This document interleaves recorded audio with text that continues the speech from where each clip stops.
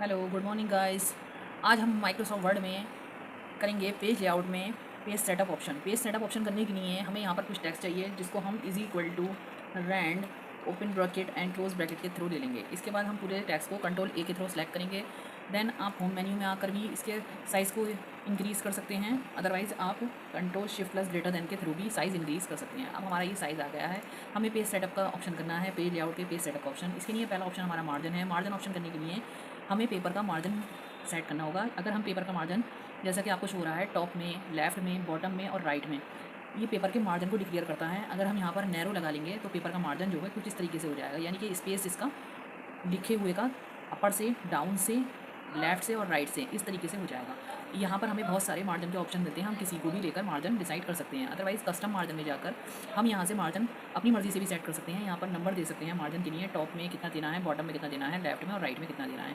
तो और ये हम इस तरीके से यहाँ पर मार्जिन सेट करके देन ओके कर सकते हैं, तो हमारा वो मार्जिन सेट हो जाता है। वैसे बाय डिफ़ॉल्ट इसमें मार्जिन दिए हुए होते हैं। हम जो लगाते हैं वो अधिकतर मोस्टली जो लगाते हैं वो नैरो का यूज़ करते हैं। नैरो एक अच्छा मार्जिन होता है।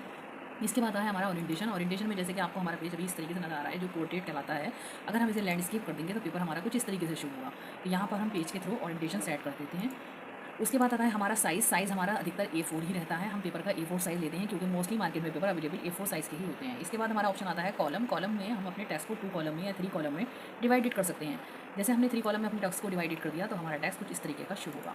तो हम देख सकते हैं कि हमारा जो टेक्स्ट है वो 3 कॉलम में डिवाइडेड हो गया है। इसके बाद अगर हम इसे कोई भी और कॉलम लेना चाहते हैं तो मोर कॉलम में जाकर हम यहाँ से नंबर ऑफ कॉलम में अपनी मर्जी से कॉलम दे सकते हैं, जिसकी प्रेजेंटेबल प्रीव्यू के थ्रू यहाँ शो हो रही है। आप देख सकते हैं इजी वे में कि यहाँ पर हमारा टेक्स्ट जो है वो 5 कॉलम में डिवाइडेड हो गया है।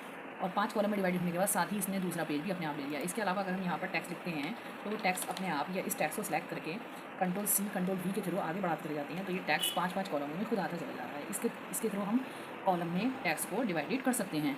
तो इस तरीके से हम margin, orientation, size and column का यूज़ करते हैं। इस तरह की यूज़फुल वीडियो के लिए मेरे चैनल को लाइक, शेयर एंड सब्सक्राइब करें। Thanks for watching.